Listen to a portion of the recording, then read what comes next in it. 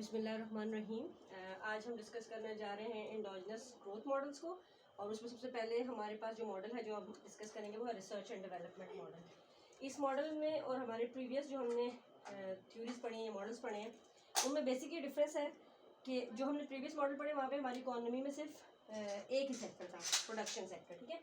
लेकिन ये जो R&D मॉडल है इसका जो मेन डिफरेंस है वो यही है कि इकोनॉमी में अब हमारे पास 2 सेक्टर्स होंगे, ठीक है। यानी अब हमारी इकोनॉमी जो है वो 2 सेक्टर इकोनॉमी है, और इस 2 सेक्टर में एक तो हमारा सिंपल जो गुड प्रोड्यूसिंग सेक्टर है, ठीक है, गुड प्रोड्यूसिंग सेक्टर है, और उसके बाद जो सेकंड वन हमारा है वो R&D सेक्टर, ठीक है, R&D सेक्टर। अब जो गुड प्रोड्यूसिंग सेक्टर है वो तो ज़्यादा इकोनॉमी में गुड्स को प्रोड्यूस करेगा, लेकिन R&D क्या है, R&D जो है वो रिस्पॉन्सिबल सेक्टर है नॉलेज की डेवलपमेंट के लिए, ठीक है। तो R&D जो है बेसिकली हमारा जो मॉडल है, इस मॉडल में R&D सेक्टर जो है ये हमारा प्राइमरी सेक्टर है, ठीक है, यानी ये हमारा मेन सेक्टर है या प्राइमरी सेक्टर है। और ये जो R&D सेक्टर होता है ये मिनिस्ट्री ऑफ साइंस टेक्नोलॉजी का काम करता है। और प्राइमरी सेक्टर इस सेंस में है कि गवर्नमेंट जो है वो ये पहले डिसाइड करती है कि जो इकोनॉमी में टोटल लेबर्स होंगे या टोटल कैपिटल होगा उसका कितना फ्रैक्शन जो है वो हमने R&D सेक्टर को प्रोवाइड करना है। और इस फ्रैक्शन को यानी टोटल इकोनॉमी का टोटल नंबर ऑफ लेबर्स जो हैं और नंबर ऑफ कैपिटल्स AL और A के वो फ्रैक्शन है जो हमारे इस R&D सेक्टर को प्रोवाइड किए जाएंगे गवर्नमेंट की तरफ से, ठीक है। इसके अलावा इन दो में से इन 2 फैक्टर्स के बाद जो बच जाएगा, यानी इसके अलावा टोटल हमारे पास इतनी अमाउंट में लेबर बच जाएगा और इतनी ही अमाउंट में कैपिटल बच जाएगा। तो ये जो रिमेनिंग अमाउंट्स होंगी वो जाके गुड्स प्रोड्यूसिंग सेक्टर में कंज्यूम होंगी, ठीक है। तो इस वजह से ये जो हमारा R&D सेक्टर है वो प्राइमरी सेक्टर है, और जो गुड्स प्रोड्यूसिंग सेक्टर है वो हमारा रेजिडुअल सेक्टर है या सेकेंडरी सेक्टर इसको कह सकते हैं, ठीक है। अब हम अपने इस मॉडल की कुछ स्पेसिफिकेशंस देख लेते हैं, लेकिन उससे पहले हम 2 सिंप्लीफिकेशंस देखते हैं इसकी। Simplifications of the model. अब देखिए हमने यहाँ बात की है कि हमारे पास 2 सेक्टर्स हैं, ठीक है। तो सबसे पहले सिंप्लीफिकेशन हम जो यहाँ पे यूज़ करने जा रहे हैं वो ये है कि हमारे जो दोनों प्रोडक्शन सेक्टर्स हैं, बोथ सेक्टर्स जो हैं वो कॉफ-डॉगलस प्रोडक्टिव फंक्शन को फॉलो करेंगे, ठीक है। यानी both sectors follow Cobb Douglas production function, ठीक है, कॉफ-डॉगलस प्रोडक्शन फंक्शन। पहली हमारी सिंप्लीफिकेशन ये होगी कि जो हमारे दोनों सेक्टर हैं, गुड प्रोड्यूसिंग सेक्टर और जो R&D सेक्टर है, दोनों कॉफ-डॉगलस प्रोडक्शन फंक्शन को यूज करेंगे, ठीक है। और उसके बाद जो सेकंड सिंप्लीफिकेशन है, जो इसकी हम पहले बात कर चुके हैं, कि उसमें क्या है कि जो हमारे पास जो अवेलेबल रिसोर्सेज हैं, यानी कोई फ्रैक्शन ऑफ लेबर और फ्रैक्शन ऑफ कैपिटल जो है वो पहले R&D सेक्टर को प्रोवाइड होगी, और उसके बाद जो रिमेनिंग होगी वो हमारे पास जाकर गुड प्रोड्यूसिंग सेक्टर में डिवाइड हो जाएगी, ठीक है। ये 2 सिंप्लीफिकेशंस हैं जो हम इस मॉडल से पहले बनाते हैं। अगर हम आ जाते हैं इस मॉडल के स्ट्रक्चर की तरफ या इस मॉडल की स्पेसिफिकेशन की तरफ, तो मॉडल स्पेसिफिकेशन के क्या पॉइंट्स हम डिस्कस करेंगे। सबसे पहली बात यह है कि अभी चूंकि हमने डिस्कस किया है कि हमारे पास 2 सेक्टर्स हैं, और इन दोनों सेक्टर्स के अंदर जो है जितने भी फैक्टर ऑफ प्रोडक्शन है वो टोटल 4 है। यानी कितने फैक्टर्स हैं हमारे पास आ गए हैं 4। हमारे पास इसमें 4 वेरिएबल्स हैं, ठीक है। वो कौन कौन से हैं हमारे पास वेरिएबल्स, हमारे पास आ जाएगा Y, आउटपुट है, नॉलेज है, कैपिटल है एंड लेबर है, ठीक है। यानी पहला पॉइंट ये है कि हमारे पास इसके अंदर कितने वेरिएबल्स हो जाएंगे, हमारे पास इसमें हो जाएंगे 4 वेरिएबल्स, ठीक है। और उसके बाद अगेन जो R&D सेक्टर है वो हमारा प्राइमरी सेक्टर है, ठीक है। और जो हमारा गुड प्रोड्यूसिंग सेक्टर है वो हमारा सेकेंडरी सेक्टर है। तो उसके बाद जो हमारी आउटपुट प्रोड्यूस होगी, आउटपुट प्रोडक्शन को हम किस तरह से शो कर सकते हैं, हम आउटपुट जो प्रोड्यूस होगी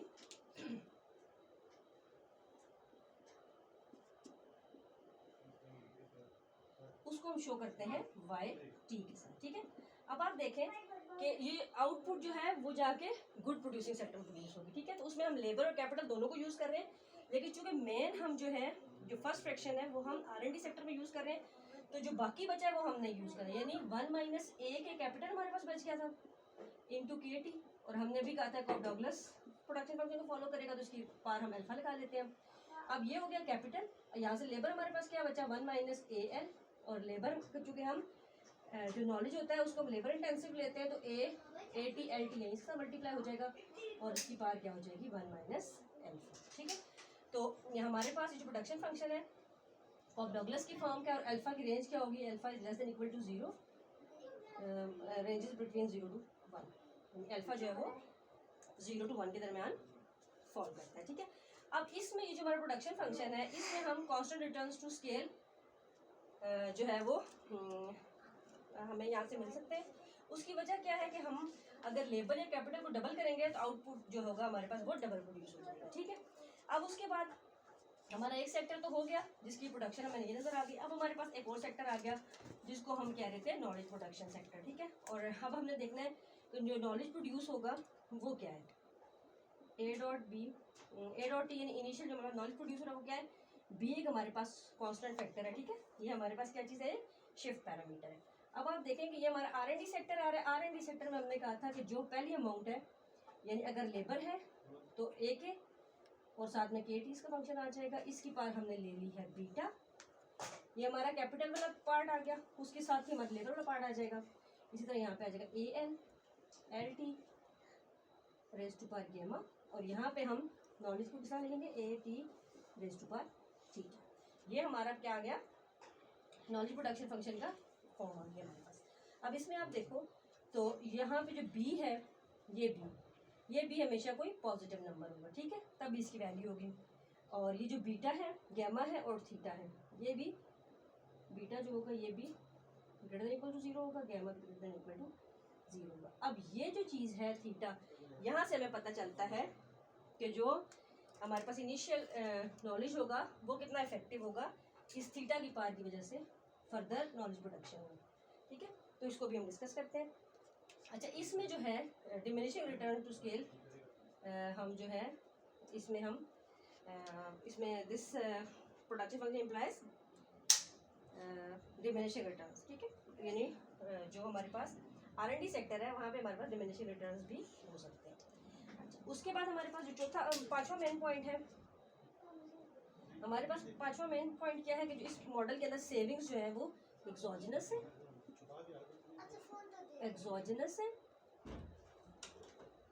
और ज़ाहिर जब वो एक्सोजिनस है तो वो कांस्टेंट। ठीक है, और हमारे पास इस मॉडल के अंदर नेक्स्ट हम क्या लिख सकते हैं, जो डेप्रिसिएशन हम लेते हैं, डेप्रिसिएशन जो है वो डेप्रिसिएशन इज टेकन एज 0, और ये हम सिंप्लिसिटी के लिए डेप्रिसिएशन को 0 लेते हैं।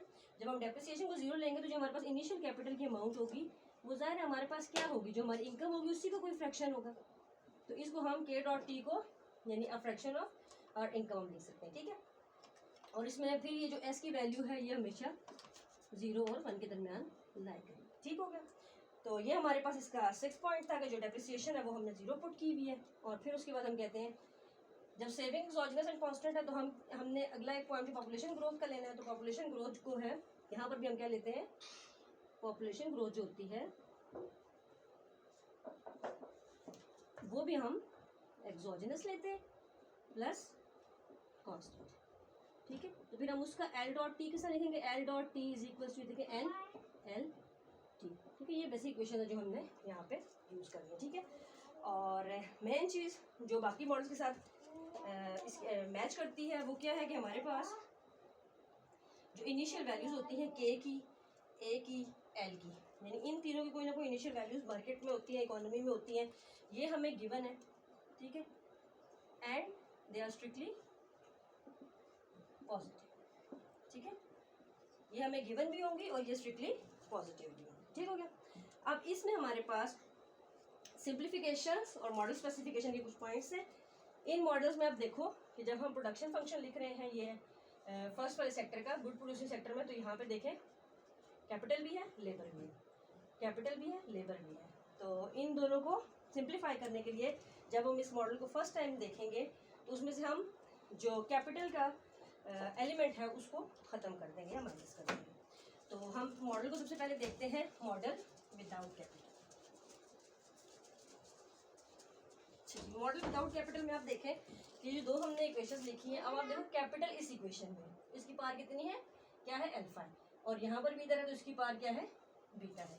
तो अल्फा और बीटा को चेंज करके हम कैपिटल को यहाँ से हम रिमूव कर सकते हैं। तो पहले हम क्या डिस्कस करने जा रहे हैं, मॉडल विदाउट कैपिटल। ठीक है, अब इसके लिए हमने क्या करना है, for the purpose, for this purpose put alpha and beta is equals to 0। ठीक है, अगर हम इसको इक्वेशन 1 कहते हैं और इसको इक्वेशन नंबर 2 कहते हैं, इन्हीं दोनों इक्वेशन में हम अल्फा और बीटा को जब हम 0 पुट करते हैं, अब आप देखो इस पूरी टर्म की पार जब आप 0 पुट कर दोगे तो ये सब वैनिश हो जाएगा, यानी हमारी जो फॉर्म है इक्वेशन 1 रिड्यूस होगी, क्या बन जाती है, ये पूरी चीज़ हमारे पास खत्म हो गई है। ठीक है, बाकी हमारे पास क्या बच गया, अब वाई टी हमारे पास किसका फंक्शन है, सिर्फ और सिर्फ लेबर। ठीक है, ए 1 minus A L, A T L T, और इसकी पार क्या है 1 माइनस अल्फा की, तो 1 माइनस 0, यानी अब हमारा Y T is equal to 1 minus A L A T L T. ठीक है, अब हमारे पास इसकी पार सिंपली 1 है, तो उसको हमने लिखे तो कोई मसला नहीं। ठीक हो गया, ये हमारे पास आ गई है एक और इक्वेशन, इसको हम कहते हैं इक्वेशन 3। अब सिमिलरली जब आप यहाँ पे जाते हो, इस पे देखो जब आप हम पुट करेंगे, यहाँ पे बीटा इक्वल टू 0 पुट करते हैं, तो बीटा 0 पुट करने की वजह से भी क्या होता है कि हमारे पास ये जो फर्स्ट वाली टर्म है ये वैनिश हो जाएगी। तो हमारे पास ए डॉट टी क्या फॉर्म बन गई, ये टर्म वैनिश हो गई, स्टार्ट में हमारे पास एक शिफ्ट फैक्टर बीटा ऐसे ही आ गया, और अंदर हमारे पास ये लेबर वाला पोर्शन रह गया, A L L raise to power T और raise to power gamma into A T. ठीक है, तो ये हमारे पास आ गई है इक्वेशन नंबर 4। तो ये हमारे पास वाई टी की इक्वेशन आ गई, हमारे पास ए डॉट टी की आ गई। अब आप देखें कि हमारे पास ये जो फर्स्ट इक्वेशन है, यहाँ से अगर हम इसको आउटपुट पर वर्कर में चेंज करना चाहें, यानी वाई टी को हम, वाई टी हमारे पास थी 1 minus A L A T L T, ये इक्वेशन थी ना। अब इस इक्वेशन को हमने क्या करना है कि पूरी इक्वेशन को हम डिवाइड कर देते हैं एल टी के साथ। आउटपुट पर लेबर निकालना चाहते हैं तो एल टी से हम इसको डिवाइड कर देंगे। जब हम एल टी से इसको डिवाइड करेंगे तो 1 minus A L A T L T, और डिवाइड जब हमने इसको एल टी से किया तो ये देखिए कैंसिल हो गया, तो ये हमारे पास आउटपुट पर वर्कर क्या आ गया, 1 minus A L into A T, ये हमारे पास आ गया आउटपुट पर वर्कर। ठीक है, आउटपुट वर्कर की फॉर्म हमारे पास आ गई है जनाब A T into 1 minus A L. इसका क्या मतलब है, तो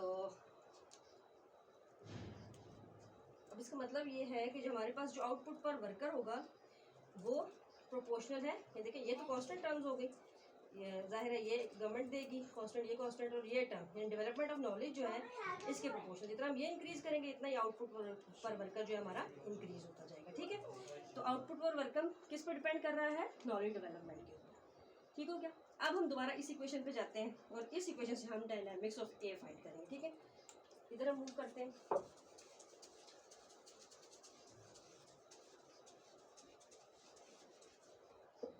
हमारे पास ए डॉट टी की इक्वेशन थी, A dot T was equals to B into A L L T whole raise to power gamma A T raise to power T.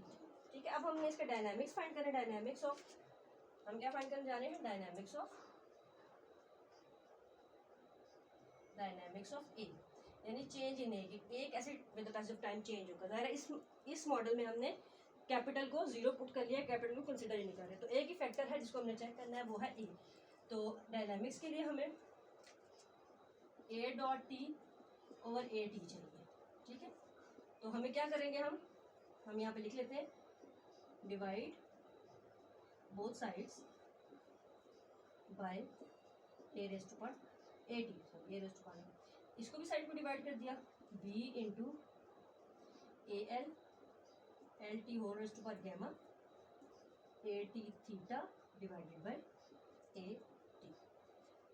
ठीक है, अब आप देखो ये तो हमारे पास क्या चीज़ आ गई, growth rate of knowledge, growth rate of A, ये हमारे पास इस तरह आ गया। ये कांस्टेंट टर्म है, ये भी हमने ऐसे ही लिख ली, इस टर्म को A L L T raise to power gamma. और जब हम इसको देखो सॉल्व करेंगे, अब चूंकि इनकी बेस सेम है ना, तो बेस सेम होने की वजह से इनकी पार्ट्स को हम ऐड कर सकते हैं, क्योंकि ये डिवीजन में है तो पार्ट जो है वो माइनस हो जाएगी। अब ए टी की पावर क्या होगी, 1 माइनस थीटा। अब ये हमारे पास इक्वेशन बन गई, इक्वेशन नंबर 5। ठीक है, तो ये ग्रोथ रेट ऑफ ए की हमारे पास इक्वेशन बन गई है। अगर हम इसका टाइम पाथ निकालना चाहें तो हम क्या करेंगे, फॉर टाइम पाथ हम इसको आगे सॉल्व कर सकते हैं। सॉल्व करने के लिए हम क्या करेंगे कि टाइम पाथ के लिए हम पहले इसके ऊपर लॉग अप्लाई करेंगे और उसके बाद हम इसको डिफरेंशिएट कर देंगे विद रिस्पेक्ट टू टी। तो हम इस साइड से स्टार्ट करते हैं ताकि सॉल्व करने में भी प्रॉब्लम हो। अच्छा जी, ये हम मॉडल विदाउट कैपिटल डिस्कस कर रहे हैं। तो हमारे पास ये इक्वेशन है G of A B into A L L T और raise to power gamma A T theta minus 1। तो सबसे पहले हम क्या करेंगे कि हम इसके ऊपर लॉग अप्लाई करते हैं। ठीक है, तो एल एन अप्लाई कर देते हैं, L N of G of A is equal to L N of, अब ये प्रोडक्ट फॉर्म में है तो बी अलग से हो जाएगा, प्लस ये पार है तो पार पहले आ गई। अब अंदर भी ये मल्टीप्लिकेशन के फॉर्म में तो इस पार को हमने पहले लिख लिया, L N of A L plus L N of L T, ये हो गया। फिर प्रोडक्ट है तो प्लस आ जाएगा, ये पार पहले आ जाएगी, theta minus 1 L N of A T. ठीक है, ये हमारे पास फॉर्म आ गई। अब हमने इसको डिफरेंशिएट करना है विद रिस्पेक्ट टू टी। एक स्टेप में और इसको ओपन कर लेते हैं ताकि फिर जब हम इसको सॉल्व करें तो हमारे पास क्लियरली हमें नजर आए कि हमने इसको क्या किया। ये गैमा जो है दोनों से मल्टीप्लाई हो गया, L N of L T plus theta minus 1 L N of A T. ठीक है, अब हम इसके ऊपर डेरिवेटिव लगाने जा रहे हैं, तो D by D T of L N of G of A is equal to D by D T of L N of B plus gamma. अब गैमा कांस्टेंट है तो बाहर लिख लिया, वैसे तो सारी टर्म ही कांस्टेंट, इसको ऐसे ही लिख लेते हैं, D by D T of the whole term gamma L N of A plus gamma D by D T of gamma L N of L T plus D by D T of theta minus 1 को हम लिख लेते हैं बाहर, थोड़ी बड़ी term है ताकि फिर हमें जब हम डेरिवेटिव लें तो फिर हमें मसला ना हो। ठीक है, अब हम इसका डेरिवेटिव लेते हैं विद रिस्पेक्ट टू टी। अब देखें एल एन ऑफ जी है, तो जब हम इसका डेरिवेटिव लेंगे तो पहले तो ये टर्म खुद ही 1 by this term into D by D T of G of A. ठीक है, एक दफ़ा ये टर्म इस तरह नीचे आ गई, जब हम लॉग में डेरिवेटिव अप्लाई करते हैं तो वो टर्म एक दफ़ा इसी तरह नीचे आ जाती है और फिर उसके बाद डेरिवेटिव से अलग से होता है। अभी तक ये पूरी कांस्टेंट टर्म है तो इसको हम जीरो ही कंसिडर कर लेते हैं, प्लस इस टर्म को भी देखें, इसके अंदर भी कोई ऐसी टर्म नहीं है जिसको हम डिफरेंशिएट करें, ये भी जीरो हो जाएगी। ये टर्म जो है एल टी और ए टी वाली टर्म्स, इसमें भी देखें गैमा ऐसे ही आ गया। अभी मैंने आपसे कहा एल टी, तो 1 ओवर एल टी ऐसे आ जाएगा और फिर डी ऑफ एल टी और डी टी प्लस इसी तरह यहाँ पे theta minus 1 D by D T. अब थीटा माइनस यहाँ पे ए टी था ना, तो ये 1 ओवर ए टी यहाँ पे हम इसके साथ ऐसे लिख लेंगे, जैसे 1 ओवर एल टी लिखा है इसी तरह 1 ओवर ए टी आ जाएगा और साथ ए टी का डेरिवेटिव। तो ये देखो ये हमारे पास बन जाता है G of A over D T, तो ये जी डॉट ए हो गया और ये नीचे जी ऑफ ए ये टर्म है इज इक्वल टू, ये दो टर्म्स खत्म हो गई, यहाँ पे भी गैमा ऐसे ही आ गया।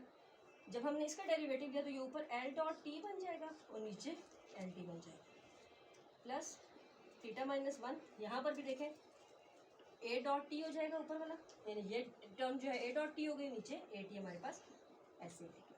अब देखिए हमारे पास ग्रोथ रेट्स आ गए हैं over G A is equal to gamma. अब L dot T over L T, ये जो है ग्रोथ रेट ऑफ लेबर है जिसको हम किसे शो करते हैं, एन से शो करते हैं, प्लस ये हमारे पास थीटा माइनस 1, ये ग्रोथ रेट ऑफ कैपिटल है जिसको हम किसे शो करते हैं, जी ऑफ ए से। ठीक है, तो अब हमारे पास ये एक शॉर्ट फॉर्म बन गई है हमारे पास। इसमें देखें इसको आप इक्विलिब्रियम कह सकते हैं और ये डेविएशन है, तो इसका मतलब है ये हमारे पास क्या चीज़ आ गई है, ये हमारे पास इसका टाइम पाथ आ गया, ठीक है। तो टाइम पाथ आ गया हमारे पास। तो अब कह सकते हैं कि जो जी ऑफ ए है it is also the function of, यानी हम ऐसे लिख सकते हैं इसको कि G dot A is the function of G of A, यानी इसके ऊपर डिपेंड करते हैं। तो ये हमारे पास मॉडल जो है इसमें हमारे पास वो कंडीशन है जब हमारे पास कैपिटल मौजूद नहीं है, ठीक है। अब इस टाइम पाथ में देखें जब हमारे पास ये पोजीशन होती है तो इक्विलिब्रियम पोजीशन पे क्या होता है कि जी डॉट ए जो है वो इक्वल टू 0 होता है, जिसको हम बैलेंस ग्रोथ पाथ भी कहते हैं। तो बैलेंस ग्रोथ पाथ पे जब जी डॉट ए 0 होगा हमारे पास, when G dot A is equal to 0, ये कब होगा? बैलेंस ग्रोथ पाथ पे या इक्विलिब्रियम पे, ठीक है। जब हम इसको इक्वल टू 0 पुट कर देते हैं तो ये टर्म हमारे पास 0 हो जाएगी। 0 is equal to gamma N plus theta minus 1 G of A, ठीक है। इस इक्वेशन को अब हम यहाँ थीटा जी ए आ गया, इसको हम सॉल्व कर सकते हैं जी ऑफ ए के लिए, ठीक है। तो यहाँ पे देखें सबसे पहले हमारे पास ये जो टर्म थी इसमें हमने इसको 0 पुट किया, और इसको 0 पुट करने से पहले हमने इसको इधर इनके साथ मल्टीप्लाई कर दिया, इसको हमने आगे शिफ्ट कर दिया। यानी हम इसको ऐसे लिख सकते हैं कि हमारे पास जो इक्वेशन थी G dot A is equals to G of A into R N plus theta minus 1 G of A into G of A, इसको स्क्वायर फॉर्म में भी लिख सकते हैं, ठीक है। तो यहाँ पे हमारे पास इसका तो स्क्वायर आ गया, यहाँ पे हमारे पास जी ऑफ ए एक टर्म जो है वो एक्स्ट्रा ऐड होगी, ठीक है। अब हम इसको सॉल्व करते हैं ज़रा। अब हम इसको सॉल्व करेंगे उससे पहले हम यहाँ से अगर इसको रीअरेंज करें, यानी हम इसको लिख सकते हैं R N G of A minus 1 minus theta G of A का स्क्वायर, ठीक है। ये हमारे पास एक फॉर्म आ गया। अब हम करते हैं इसको सॉल्व। तो हम इसको लिखते हैं जनाब इक्वल टू 0 पुट कर लेते हैं। हम इसको जब हम इक्वल टू 0 पुट करेंगे 1 minus theta G square of A इसके इक्वल हो गया R N G of A. अब जो कि हम बैलेंस ग्रोथ पाथ की बात कर रहे हैं तो हम इनके ऊपर स्टैटिक भी पुट कर सकते हैं। तो हम इसको सॉल्व कर लेते हैं, फिर हम इसके ऊपर स्टैटिक पुट कर लेते हैं। जी स्क्वायर ए आ गया, इस जी ए को लाकर इसके साथ नीचे डिवाइड कर दें तो यहाँ पे हमारे पास क्या बच गया? गामा एन बच गया, और ये 1 माइनस थीटा इसके नीचे आ गया। ये कैंसिल आउट होने के बाद जी ऑफ ए रह गया सिर्फ हमारे पास, और यहाँ पे रह गया गामा एन 1 माइनस थीटा। अब हम इसके ऊपर क्या पुट कर सकते हैं? स्टैटिक पुट कर सकते हैं, ठीक है। अब ये हमारे पास एक इक्वेशन है, अब इसको कोई नाम दे दें 6 7 प्रीवियस इक्वेशंस के साथ है। ये हमारी इक्वेशन बन गई है, ठीक है। अब इस इक्वेशन का ये मतलब है कि हमारे पास एक डायग्राम की फॉर्म बनती है। ये हमारे पास ये ऐसी डायग्राम बनेगी जहाँ पे हमने एक साइड पे हमने लेना है, इस एक्स एक्सिस पे हमने लिया है जी ऑफ ए और यहाँ पे जी डॉट ऑफ ए, ठीक है। तो हमारे पास कर्व की फॉर्म ये बनी है। अब ये जो पॉइंट है पहले हम इसको डिस्कस करते हैं। ये पॉइंट असल में इक्विलिब्रियम पॉइंट है जिसको हम कह रहे हैं जी स्टैटिक ऑफ ए, ठीक है। इससे पीछे एक पॉइंट हम चेक करते हैं और इससे आगे भी हम एक पॉइंट चेक करते हैं। अब इसमें देखें कि ये जो थीटा होगा, थीटा की वैल्यू से हमें आइडिया हो जाएगा कि ये कहाँ पे वैल्यू हमारी फॉल करती है। लेकिन इन दोनों कंडीशंस में अगर हमारे पास यहाँ पे कोई जी ऑफ ए हम लेते हैं ओल्ड, जहाँ पे जी ऑफ ए जो हमने लिया है वो लेस देन हो जी स्टैटिक ए से, ठीक है। G of A less than हो, यहाँ पे कोई एक पॉइंट हमने ले लिया, ठीक है, इसको हम पॉइंट ए कहते हैं। और कोई एक पॉइंट यहाँ पे सेकंड पॉइंट 1 हमने ये ले लिया, पॉइंट 2 हमने क्या ले लिया? कोई ऐसा पॉइंट हमने ले लिया जो ग्रेटर है जी स्टैटिक ए, यहाँ पे हमने ले लिया, ठीक है। अब इसमें देखें इकोनॉमी जो है दोनों तरफ से, इस पॉइंट पर भी यहाँ पे अगर जी ए जो है वो लेस देन जी स्टैटिक ए है तो इकोनॉमी मूव करेगी, आगे बढ़ेगी, देखें एक्सपैंड कर रही है इकोनॉमी, और इस पॉइंट पर जा रही है जहाँ पे हमारे पास जी स्टैटिक जो हमें मिल रहा है, और यहाँ पे जी स्टैटिक ए जो है वो हमारा इक्विलिब्रियम पॉइंट है, इसको आप जी स्टैटिक ए भी कह सकते हैं, ई भी कह सकते हैं। और जब हमारे पास कोई हायर वैल्यू है जी ऑफ ए की जो जी स्टैटिक ए से बड़ी है तो इकोनॉमी जो है वो कॉन्ट्रैक्ट करेगी, वापस पीछे की तरफ मूव करेगी, तो वो दोबारा इक्विलिब्रियम पोजीशन पर आ जाएगी। तो इक्वेशन ये हमें बताती है कि इनिशियली हमारे पास ए के और एल की कोई भी वैल्यू हो तो उन वैल्यूज से चाहे इकोनॉमी जिस भी पॉइंट पर होगी, किसी पॉइंट से स्टार्ट करेगी, वो आहिस्ता आहिस्ता मूव करते हुए कहाँ जाएगी, इक्विलिब्रियम पोजीशन की तरफ जाएगी और वहाँ पे जाके कन्वर्ट हो जाएगी जी स्टेरिक एयर। ठीक है, तो ये था हमारा R&D मॉडल, जिसको हमने फर्स्ट पार्ट डिस्कस किया, जहाँ पे हमने मॉडल विदाउट कैपिटल डिस्कस किया। नेक्स्ट वीडियो में इंशाल्लाह हम इसका मॉडल विद कैपिटल डिस्कस करेंगे। Thank you.